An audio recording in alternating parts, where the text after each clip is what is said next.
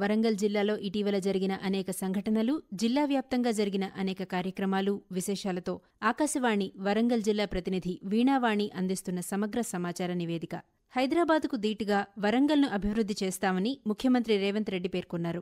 వరంగల్ జిల్లా పర్యటనలో భాగంగా గీసుకొండ మండలం సాయన్నపేటలో ఉన్న కాకతీయ టెక్స్టైల్ పార్క్ నిర్మాణ పనుల పురోగతిని ముఖ్యమంత్రి రేవంత్ రెడ్డి పరిశీలించారు. అక్కడ ఏర్పాటు చేసిన ఫోటో ఎగ్జిబిషన్ను తిలకించారు. అక్కడే టెక్స్టైల్ పార్క్లో మంత్రి కొండా సురేఖ, సీతక్కలతో కలిసి వన మహోత్సవంలో భాగంగా లోగోను ఆవిష్కరించి మొక్కలు నాటారు. అనంతరం టెక్స్టైల్ పార్క్లో జరిగిన సమీక్షలో భూములు ఇచ్చిన రైతులకు ఇళ్ల స్థలాలు మంజూరు చేయాలని, 1200కు పైగా ఇళ్లు నిర్మించాలని భావిస్తున్న కారణంగా ఒక్కొక్క ప్లాటు యజమానికి 5 లక్షల సహాయం అందించాలన్నారు. అనంతరం ప్రభుత్వ మల్టీ సూపర్ స్పెషాలిటీ ఆసుపత్రి నిర్మాణాన్ని పరిశీలించారు. ఆసుపత్రి నిర్మాణ పనులను త్వరితగతిని పూర్తి చేయాలని ముఖ్యమంత్రి ఆదేశించారు. గ్రేటర్ వరంగల్ మున్సిపల్ కార్పొరేషన్ అభివృద్ధిపై సమీక్ష జరిపి నగర అభివృద్ధికి పలు సూచనలు చేశారు. వరంగల్ నగరాన్ని వారసత్వ నగరంగా తీర్చిదిద్దేందుకు ప్రణాళికలు సిద్ధం చేయాలన్నారు. వరంగల్ జిల్లా కలెక్టర్గా డాక్టర్ సత్యశారదాదేవి బాధ్యతలు చేపట్టిన తరువాత ఆకస్మిక తనిఖీలతో అధికార యంత్రాంగాన్ని అప్రమత్తం చేస్తున్నారు. ఇటీవల వరంగల్ ఎంజీఎం ఆసుపత్రిలో వరుసగా 2 రోజులు ఆకస్మిక తనిఖీలను నిర్వహించిన జిల్లా కలెక్టర్ ఆసుపత్రిలోని OP, general medicine, orthopaedic, general surgery, emergency, casualty తదితర విభాగాలను పరిశీలించి ఆయా వార్డుల్లో అందుతున్న సేవల గురించి రోగులతో మాట్లాడి తెలుసుకున్నారు.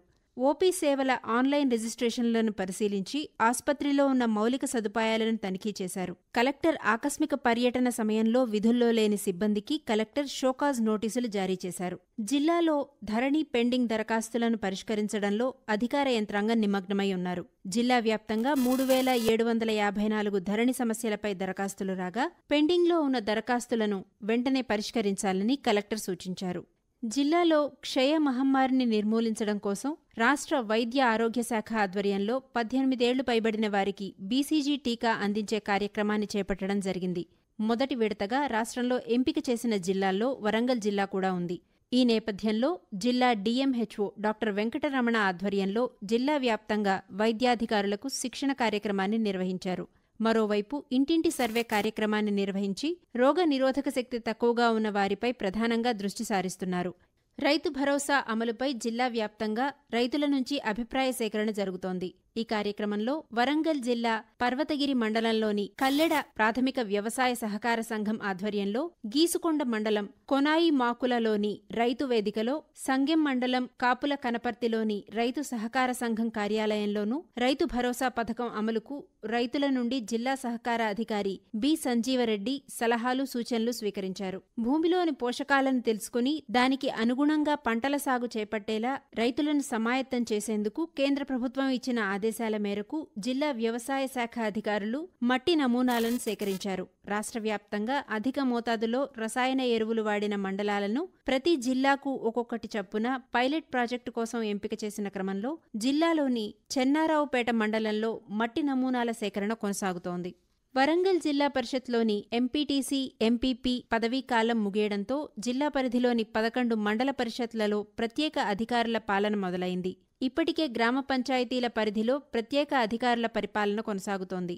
బీసీల కులగణన రిజర్వేషన్ల ఖరారు తర్వాతే ఎన్నికలు నిర్వహించాలని రాష్ట్ర ప్రభుత్వం నిర్ణయించడంతో స్థానిక సంస్థల్లోనూ ప్రత్యేక అధికారుల పాలన కొనసాగుతోంది.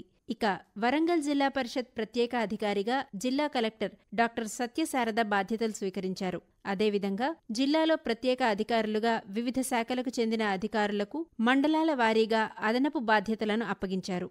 వర్షాకాలం నేపథ్యంలో వరంగల్ నగరం ముంపుకు గురికాకుండా రూపొందించిన కార్యాచరణ ప్రణాళికను పకడ్బందీగా అమలు చేయడానికి గ్రేటర్ వరంగల్ అధికారులు కసరత్తు చేస్తున్నారు. నగర మేయర్ గుండు సుధారాణి, కమిషనర్ అశ్విని తానాజీ వాఖడే వరుస సమీక్షలు జరుపుతూ అధికారులకు ఆదేశాలు జారీ చేశారు. కలెక్టర్, కమిషనర్, మేయర్లు క్షేత్రస్థాయిలో పరిశీలిస్తూ పలు సూచనలు చేశారు. నగరంలోని అన్ని మ్యాన్ హోల్స్ మూసి ఉండేలా చర్యలు తీసుకోవాలని, వర్షాకాలం దృష్ట్యా రహదారులపై ఏర్పడిన గుంటలను వెంటనే పూడ్చాలని నగర మేయర్ సూచించారు.